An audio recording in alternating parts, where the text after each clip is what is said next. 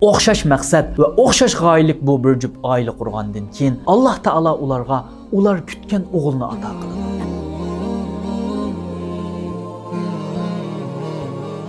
Assalomu alaykum aziz qarindoshlarim. Biz bugun Allohning rahmati va barakati bilan Ramazon oyining tang 20ni tugatdik. Hozirgi kunlarimiz Allohning mag'firatiga erishib oladigan kunlarimizdan biridir. Hammamiz bu 15 kunda roza tutish orqali bu ibodatga ko'nib qoldik deb o'ylayman. Ulug' Alloh taolo tutqan rozalarimizni qabul qilsin. Islom tarixidagi bugungi kunda, ya'ni Ramazon oyining 15-kunida musulmonlarning tunji qiblasi bo'lgan Qudus fath qilingan. Bu hurmatli makonni fath qiluvchi Salohiddin Ayyubi rahimahullohning mundaq ajoyib bir kechmishi bo'lgan. Salohiddin Ayyubi rahimahullohning dadasi Najmiddin Ayyubi rahimahulloh gerçi to'y qilish yoshidan bir necha yosh o'tib ketgan bo'lsa-mu, men Palestindagi ahli saliblarga qarshi urush qilib, Qudusni fath qila oladigan bir bola tug'ib bera oladigan taqvodor, qahramon biri bilan o'ylanaman deb to'yini kechiktirgan.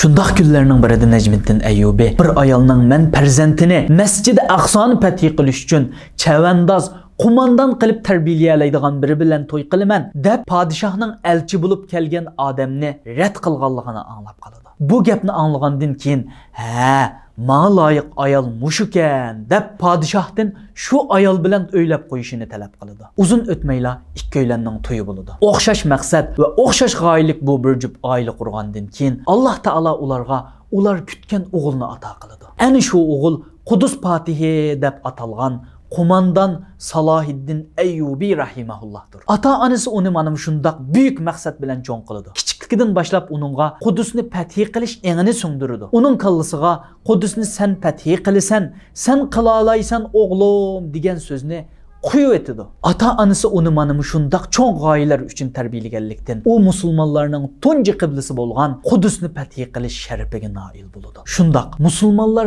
hech umidsizlikka tushmasdan Qudusni fath qilish uchun 80 yildan ortiq vaqt tayyorlik qildi. Ammo hech voy sapqanmaydi. Mana shundoq uzun yillik tirishchanlikdan keyin Qudusni fath qilish sharafi Salohiddin Ayyubi rahimahulloh kelganda ro'yobga chiqdi. Musulmonlar qo'shini Salohiddin Ayyubi rahimahullohning qo'mondonligida 7-jangida to'liq g'alaba qiladi. G'alaba qilib qolmasdan Qudus va uning atrofidagi shaharlarni ozod qiladi. Shuning bilan bu rayonda kuchli bir islomiy hokimiyat maydonga chiqdi. Bizlarmi Sharqiy Turkistonning bir avlodi bo'lish sifatimiz bilan bolalarimizga kichikligidan boshlab Sharqiy Turkistonni ozod qilish g'oyasini tiklab berishimiz kerak. Biz havas qilib bolalarimizga ismlarini qo'ygan shu kishilar, mayli ular Salohiddin Ayyubilar bo'lsin yoki Muhammad Fatihlar bo'lsin, amaliyotda o'zimiz va avlodlarimizga g'oya qilib bekitgan izidan minishni umid qilgan shaxslar edi. Ammo ko'pinchimiz bu g'oya maqsadlarimizni unutib qolyapmiz. Shularning mangan yo'llaridan chatnab ketyapmiz. To'lima afsus. Jamiyatimizga qaraydigan bo'lsak, bir qism kishilarning ota-onasining uni payg'ambarimizning varisi bo'lsin deb qo'ygan Muhammad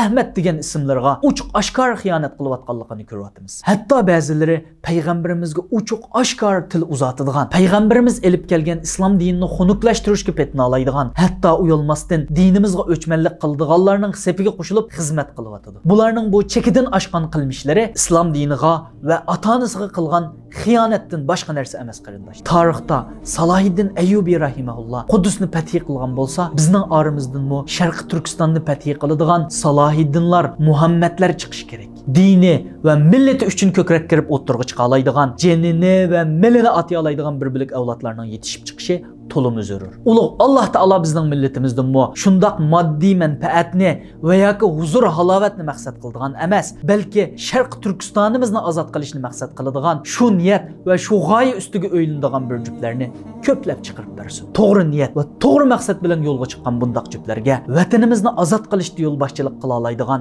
rahbar avlodlarni nisbat qilsin.